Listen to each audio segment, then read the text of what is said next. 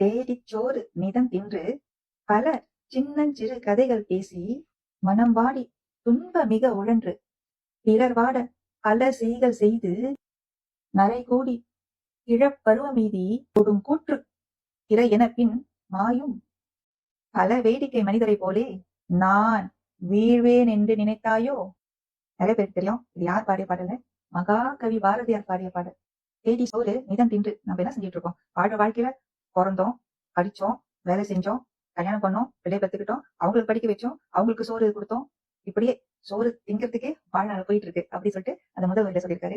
நமக்கு சோறு தானே முக்கியம். அடுத்த வரி வந்து ரொம்ப இன்ட்ரெஸ்டிங்கான வரிகள். பல சின்னஞ்சிறு கதைகள் பேசி தினமும் வெட்டியா பேஸ்புக்ல, ட்விட்டர்ல, டிக்டாக்ல, வாட்ஸ்அப்ல வெட்டி கதை, தேவையில்லாத கதை இதுதான் நம்ம பேசிக்கிட்டு இருக்கோம். அப்புறம் மனம் வாடி துன்பம் மிக உழன்று எப்பயாச்சும் ஏதாச்சும் நமக்கு வந்து மனசு கஷ்டப்படுற மாதிரி ஏதாச்சும் நடந்துட்டு தான் இருக்கும். இல்ல நடந்துருச்சேன்னு நினைச்சிட்டு அந்த துன்பத்திலேயே காலத்தை போக்கிட்டு இருக்கோம். இதுதானே நடந்துகிட்டு இருக்கு. இது மட்டுமா நம்ம செய்யறோம்?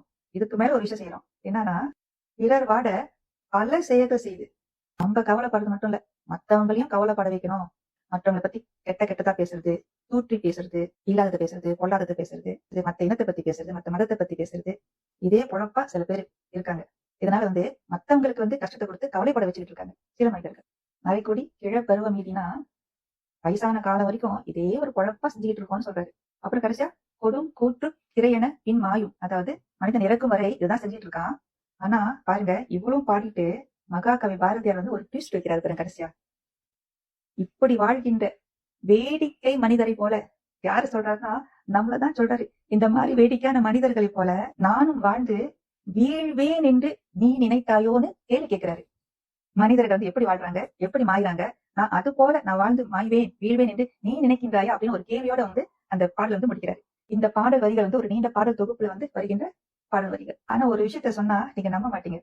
மகாகவி பாரதியார் வந்து இந்த பாடல் வரிகளை வந்து சமுதாய சிந்தனைக்காக பாடி இருந்தாலும் கூட இது வந்து ஒரு பக்தி பாடல். நான் வீழ்வேன் என்று நினைத்தாயோ என்று கடைசியா கேள்வி கேட்கிறாரு இல்லையா, அதை யார் பார்த்து கேட்கிறாருன்னு நினைக்கிறீங்க? காளிய பார்த்து கேட்கின்றார். மகாகவி பாரதியார் வந்து காளி அம்மனின் பக்தன். காளி அம்மாவோட ஆற்றல், கருணை, இன்னும் நிறைய விஷயங்களை வந்து அவருடைய பாடல் வந்து அருமையா நிறைய பாடல்கள் வந்து கொடுத்திருக்காரு, பாடியிருக்கின்றார். அனைவருக்கும் நன்றி, வணக்கம்.